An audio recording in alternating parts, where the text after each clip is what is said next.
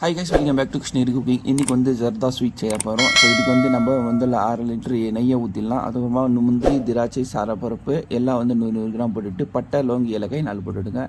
போட்டோடனே அரிசி வந்து நம்ம முதலே ஊற வச்சுருந்தோம். ஸோ அரிசி போட்டுட்டு பால் போட்டுடலாம். ஸோ பால் போட்டுட்டு நல்லா வந்து கொதிக்க வைங்க. ஸோ இது இப்படி கொதிக்கணும்னா பொங்கி வராத அளவுக்கு கிண்டிகிட்டே இருங்க. ஸோ நல்லா கிண்டிகிட்டே இருந்தால் அரிசி வந்து குழஞ்சி வந்துடும்.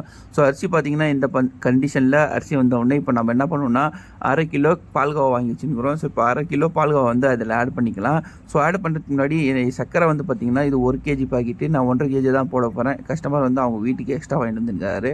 ஸோ அந்த பாக்கெட்டும் போடுறதில்ல, நான் 2 பாக்கெட்டில் 1/2 கேஜி போட்டுட்டு எடுத்து வச்சுறேன். இப்போ பால்கோவா போட்டுடலாம். ஸோ பால்கோவா போட்டுட்டு இப்போ என்ன பண்ணணும்னா நல்லா கிண்டிக்கிட்டே இருக்கணும். ஸோ இப்போ என்ன மெயின் விஷயம் வந்து பால்கோவா போட்டோடனே நம்ம கிண்டுறது நிப்பாட்டினா அடி பிடிச்சிடும். அதனால் விடாமல் கிண்டிகிட்டே இருங்க. பால்கோவா எல்லாம் மெல்ட் ஆகிட்டு பின்னாடி சர்க்கரை ஆட் பண்ணிக்கோங்க. சர்க்கரை ஆட் பண்ணிவிட்டு நல்லா கொதி வந்தோடனே கீழே இருக்குங்க. அவ்வளோதான் இந்த பாயாசம்.